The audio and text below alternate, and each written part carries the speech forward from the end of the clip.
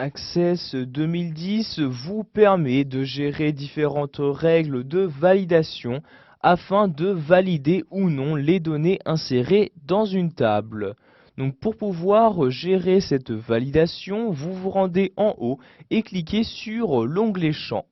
Une fois cet onglet ouvert, vous allez donc sélectionner le champ sur lequel vous souhaitez donc apporter des changements. Par exemple, si vous souhaitez apporter des changements sur le champ produit, vous sélectionnez l'une des cellules de celui-ci. Vous allez ensuite vous rendre en haut à droite donc de l'onglet champ et vous avez ici donc trois possibilités de validation. Vous pouvez par exemple rendre ce champ obligatoire, c'est-à-dire qu'il devra impérativement être rempli afin que l'enregistrement soit validé. Je coche donc la case obligatoire pour rendre ce champ obligatoire. Je peux également choisir de le rendre unique, c'est-à-dire que ce champ ne sera disponible que dans la table correspondante. Donc ici, cette fonctionnalité n'est pas adaptée au champ produit qui peut également être utilisé donc dans d'autres tables.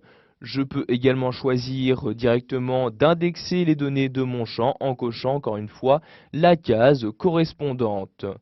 Maintenant, nous allons voir comment ajouter une règle qui nous permettra de valider ou non le nouvel enregistrement à créer. Donc, pour créer cette règle, je clique ici sur validation comme ceci. J'ai alors deux possibilités de création de règles qui me sont proposées. Je peux soit créer une règle de validation pour le champ ou pour l'enregistrement si je souhaite valider les données de l'intégralité du champ ou les données sur une ligne, c'est-à-dire de l'enregistrement. Par exemple, ici, je vais créer une règle de validation d'enregistrement. Je clique donc sur la ligne correspondante et vous avez donc cette fenêtre-ci qui apparaît où vous allez insérer donc la formule de validation. Donc, par exemple, ici, je vais donc choisir de valider un enregistrement si son coût est inférieur à 100 euros. Donc, pour cela, je vais me rendre dans cette première liste et sélectionner tout d'abord donc le champ coût. Donc, pour cela, je clique bien sur la table commande. Ensuite, vous avez donc dans la liste de milieu les différents champs disponibles, dont le champ coût ici. Donc pour l'insérer dans ma formule, je n'ai juste qu'à double-cliquer dessus et vous avez alors celui-ci qui a été ajouté donc dans cette partie-là. Maintenant, nous allons insérer un opérateur, donc ici un opérateur de comparaison. Donc tout d'abord, je clique dans la liste de gauche sur opérateur. Vous avez ensuite dans la liste de milieu les différentes catégories de l'expression sélectionnée, donc soit des opérateurs arithmétiques, de comparaison, logique ou des opérateurs chaîne. Donc ici, je vais prendre un opérateur de comparaison. Je clique donc sur la catégorie en question et vous avez alors dans la liste de droite tous les opérateurs se trouvant dans cette catégorie qui apparaissent. Donc ici, je vais prendre inférieur. Je double-clique donc dessus pour l'insérer. Comme vous pouvez le voir, il est vraiment très simple de naviguer entre les différentes expressions et catégories d'expressions. Par exemple, je souhaite insérer une constante, je clique sur l'élément en question. Je souhaite insérer une fonction, je clique tout d'abord sur le plus, puis sur fonction intégrée. Vous avez alors ici une catégorie des différentes expressions. Donc, par exemple ici des fonctions pour convertir des données, pour afficher suivant différents moyens la date et l'heure, des fonctions vous permettant de gérer des finances, le texte, etc. Vous n'avez juste qu'à cliquer sur la catégorie, par exemple conversion, et vous aurez alors dans la liste de droite les différentes fonctions disponibles. Donc, pour avoir plus d'informations sur une fonction, vous cliquez dessus pour la sélectionner et vous lisez ici ce qu'il y a marqué en bas. Cela vous permettra donc de savoir rapidement à quoi peut servir l'une des fonctions proposées.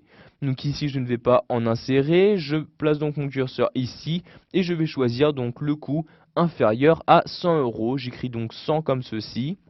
Ensuite, je clique sur OK pour valider donc ma règle.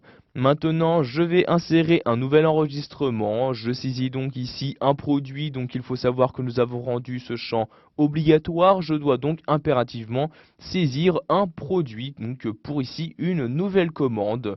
Donc, par exemple, ici, je vais écrire tomate. Avec la touche tabulation, je vais saisir la nouvelle date de commande. Donc, par exemple, ici, je vais cliquer sur le calendrier et sélectionner cette date-ci. Je clique donc dessus.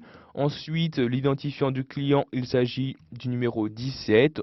Donc, je vais ensuite ici insérer donc l'adresse, par exemple 38 place de l'Étoile comme ceci.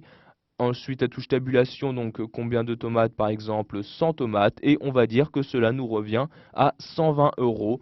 J'appuie ensuite sur la touche entrée de mon clavier, et comme vous pouvez le voir, j'ai ici donc un message d'erreur qui apparaît, me disant donc que le champ coût, donc l'information insérée dans le champ coût, n'a pas pu être validé. En effet, j'ai ici choisi comme règle de validation que le coût devait être inférieur à 100 euros. Or, j'ai choisi ici 120 euros.